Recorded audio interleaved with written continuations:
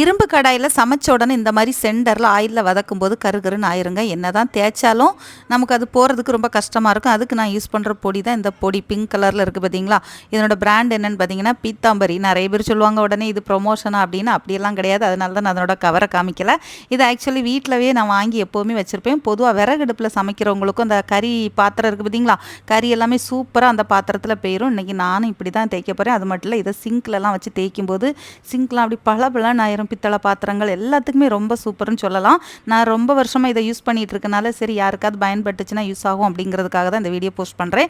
நானும் பார்த்தீங்களா முடிஞ்ச அளவுக்கு இதை தேய்ச்சிட்டேன். எனக்கு ரொம்ப நேரம் தேய்க்கிறதுக்கு ஸ்ட்ரென்த் இல்லை. இருந்தாலும் முடிஞ்ச அளவுக்கு தேய்ச்சி சூப்பராக பளபளன்னு ஆயிடுச்சு. இன்னும் தேய்ச்சா இன்னும் போகும் பார்த்துக்கோங்க. ஆனால் எனக்கு கை ஒரே உளைச்சலாக இருந்து உண்மையை உங்ககிட்ட சொல்லிட்டேன். நீங்களும் இது மாதிரி வாங்கி ட்ரை பண்ணி பாருங்கள். ரொம்பவே நம்பி வாங்கலாம். ரொம்ப கறி பாத்திரங்கள் எல்லா பாத்திரத்துக்கும் யூஸ் ஆகும். சரியாங்க? பாத்திரம் எப்படி இருக்குது பார்த்தீங்களா? கொஞ்சம் கூட அந்த இரும்பு கரையே இல்லாமல் போயிடுச்சு.